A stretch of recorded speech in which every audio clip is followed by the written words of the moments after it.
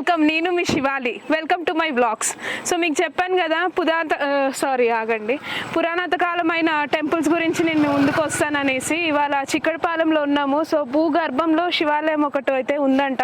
మరి దాని చరిత్ర ఏందో నాకు తెలియదు. సో ఓకే, లోపలికి అయితే ఫస్ట్ వెళ్దాం, టెంపుల్ లోపలికి. దీని చరిత్ర ఏందో మరి బయటకు వచ్చి డిస్కస్ చేసుకుందాము, లేదా లోపలనే డిస్కస్ చేసుకుందాం.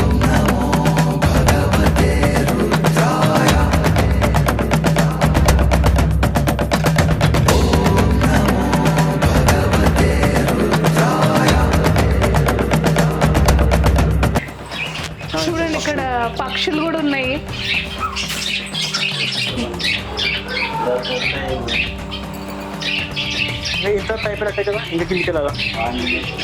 టెంపుల్ భూగర్భంలో ఉందంట, అందుకనేసి అండర్ గ్రౌండ్కి వచ్చాము. ఓం గం గణపతి నమః.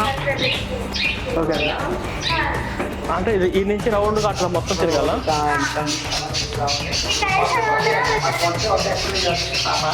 ఓం నమః శివాయ. ఓం నమః శివాయ. ఓం నమః శివాయ.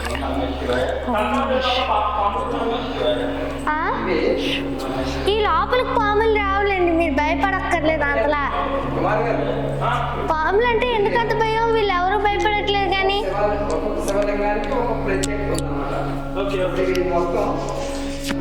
రుద్రాక్షలతో తయారు చేసినటువంటి శివలింగం.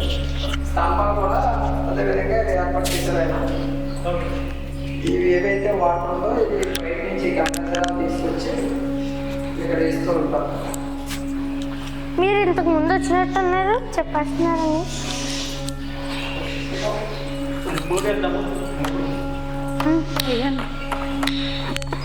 ఆయన ఒకే ఒక వ్యక్తి దీనంతా చేస్తూ ఉంటుంది.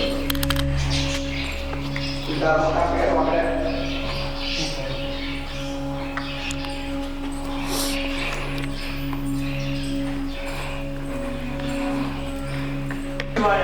ఓం నమః శివాయ. ఓం నమః శివాయ. ఓం నమః శివాయ. మహాదేవ శంభో శంకర. శంభో శంకర. శంభో శంకర. శంభో శంకర. ఓం నమః శివాయ. ఓం నమః శివాయ. ఓం నమః శివాయ.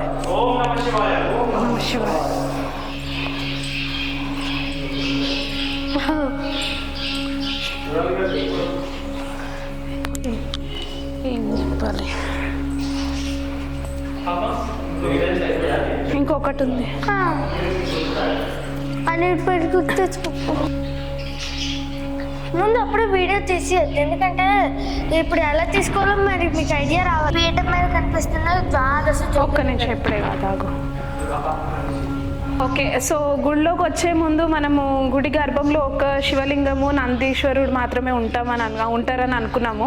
బట్ ఇక్కడికి వస్తే నంది ఒక్కడు మాత్రమే ఉన్నారు. బట్ శివలింగాలు అయితే మొత్తం గుడి నిండా శివలింగాలు ఉన్నాయి. దీని వెనుక స్టోరీ ఏంటో మరి ఇక్కడ ఒక పాప అయితే ఉంది, తన నుంచి తెలుసుకుందాము. ఏంటి తెలుసా ఇక్కడ ఎందుకు? తెలుసు, ఇవి ద్వాదశ జ్యోతిర్లింగాలు. ఓకే, ద్వాదశ జ్యోతిర్లింగాలు అంటే జ్యోతిర్లింగాలు అయిపో, వీటికి కోటి గాయత్రి మహామంత్రి జపాన్ ఉంటుంది. అది 200 రోజులు గాయత్రి దీక్ష తీసుకొని ఆ జపం చేసి లాస్ట్లో హోమం చేస్తారు. అప్పుడు యంత్రం ఉంటుంది, ఆ యంత్రాన్ని పెడతారు హోమం దగ్గర పెట్టి పూజ చేస్తారు. చేస్తే అక్కడ శక్తి ఇక్కడికి ఆవాహన అవుతుంది. అక్కడికి వెళ్తే ఎంత పుణ్యం వస్తుందో అంతకన్నా 2 ఎక్కువే వస్తుంది. అది ఎలా అనుకుంటే అక్కడికి వెళ్తే కేవలం ఒక శివలింగం ఉంటుంది, ఒక శివలింగాన్ని దండం పెట్టుకోవచ్చు. ఇక్కడికి వస్తే ద్వాదశ జ్యోతిర్లింగాన్ని దండం.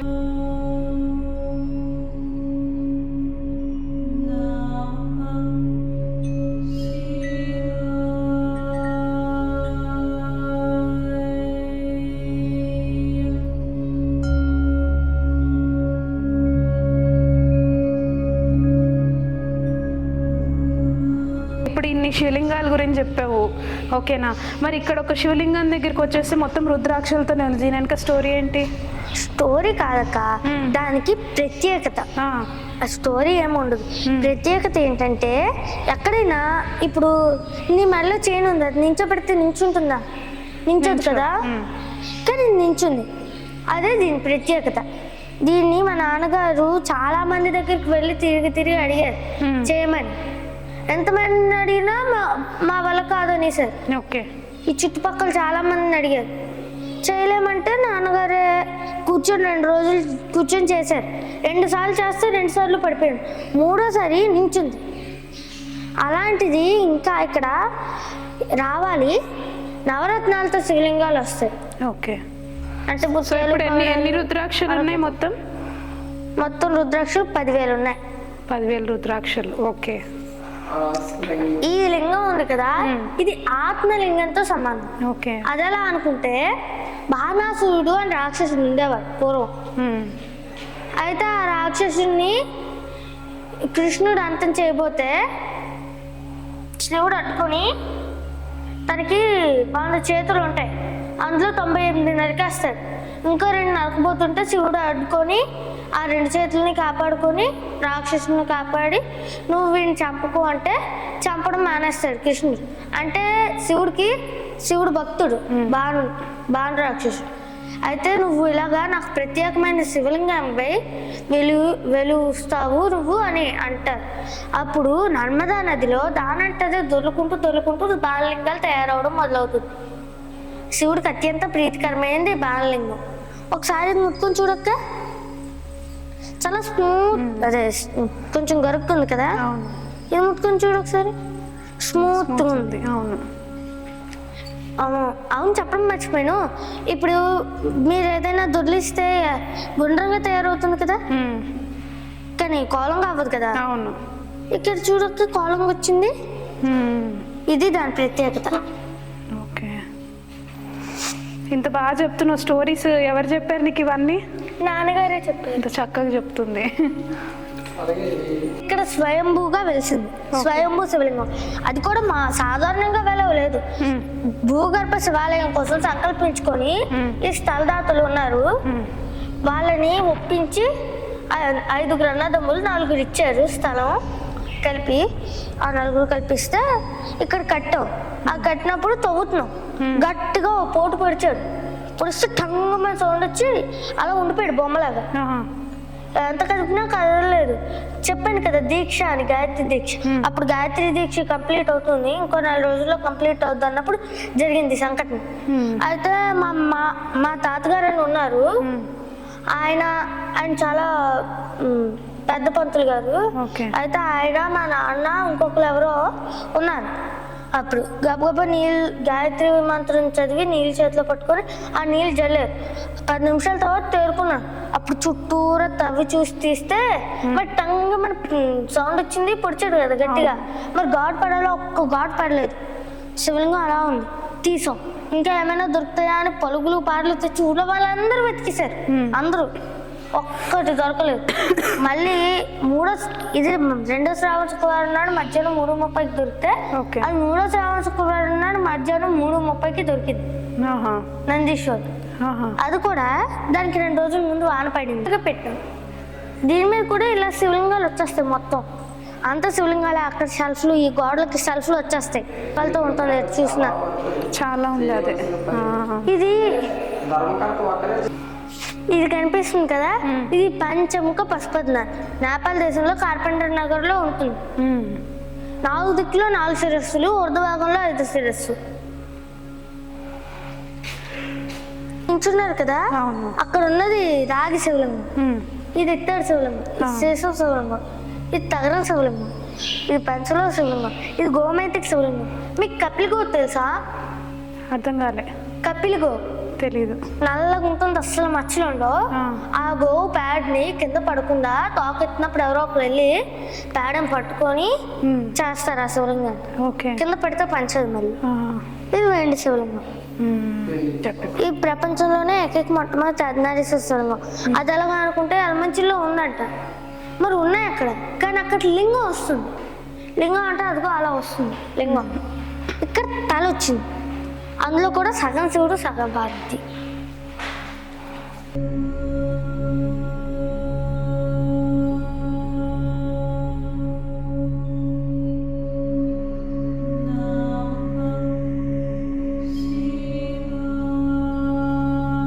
ఇది పార్వతి పార్వతీ పరమేశ్వర శివలింగం. ఇది అసలు ఎక్కడా లేదు.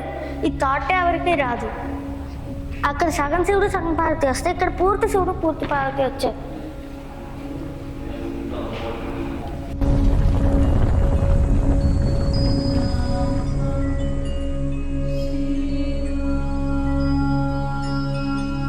ఓకే, సో లోపల భూగర్భం లోపల ఉన్న శివుడికి ఒక స్టోరీ ఉంది, ఒక ప్రత్యేకత ఉందని అన్నావు కదా, ఆ స్టోరీ ఏంటో చెప్తావా? అది ఇక్కడ ఎక్కడైనా బావి కోసమో దేనికోసమో తవ్వుతుంటే ఏవేవో బయటపడ్డాయి. కానీ ఇక్కడ భూగర్భ శివాలయం కోసం తవ్వుతుంటే విచిత్రంగా శివుడే దొరికాడు. అది కూడా 2వ శ్రావణ శుక్రవారం నాడు మధ్యాహ్నం 3:30కి శివుడు దొరికితే, మళ్ళీ నందీశ్వరుడు 3వ శ్రావణ శుక్రవారం నాడు మధ్యాహ్నం 3:30కి దొరికాడు. అది కూడా ట్రాక్టర్ దిగబడిపోయింది. దానికి 2 రోజుల ముందు వాన పడింది. అయితే ఆ వాన వల్ల ఒక మట్టి ముద్ద గట్టి పడిపోయింది, ఎండిపోయి. అయితే అది గట్టి పడిపోయింది కదా, ఆ ట్రాక్టర్ బల్ల ఎగిరి, ట్రాక్టర్ దిగబడిపోవడం వల్ల బల్ల ఎగిరింది. ఆ బల్ల అయితే ఒక అతని మీదకి వస్తుంటే ఇలా జరిగి పట్టుకున్నాడు. పట్టుకుంటే అతని చేతిలోనే దానంటే విరిగిపోతే అందులో చూస్తే నందీశ్వరుడు ఉన్నాడు. సో ఇదండి మన టెంపుల్కి ఉన్న హిస్టరీ. సో నీకు ఇవన్నీ ఎవరు చెప్పారు, ఇంత చక్కగా చెప్తున్నావు? మా నాన్నగారు చెప్తుంటే విన్నాను, వినదే చెప్తాను. ఏ క్లాస్ చదువుతున్నావు ఇప్పుడు? 7th చదువుతున్నాను. ఓకే, ఆల్ ద బెస్ట్ నీకు. అండ్ ఇలాంటి స్టోరీస్ నేర్చుకో, ఎందుకంటే మా లాంటి వాళ్ళకి ఉపయోగపడుతుంటాయి. ఓకేనా? నీ పేరేంటి? కోమలి. ఓకే, సో విన్నారు కదండి టెంపుల్ స్టోరీ మన చిన్నారి కోమలి నుంచి. తను 7th స్టాండర్డ్ అంట, కానీ మనకంటే ఎక్కువ నాలెడ్జ్ ఉంది తనకి. So thank you Komali, all the best. Thank you Kamali, all the best. ఏమేంటి ఎలా ఎప్పుడు ఎలా చూపెట్టు? అవునా, ఎట్లా కలిపింది? మన నూనె లేపింది. బాబా బాబా బాగా కలిపిందిగా. ఇప్పుడు స్టవ్ మీద స్టాండ్ ఉంటుంది కదా, టైం పడుతుంది పోవడానికి చాలా. స్టవ్ మీద స్టాండ్ ఉంటుంది కదా పెట్టుకునేది, అది విరిగిపోయి తిరగబడిపోయింది అయ్యో చేతి మీద. సరే నాన్న, థ్యాంక్ యూ. ఓకేనా, బాయ్.